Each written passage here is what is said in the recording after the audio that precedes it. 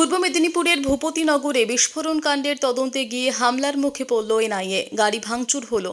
2 NIA আধিকারিক সামান্য আহত হয়েছেন বলেও খবর।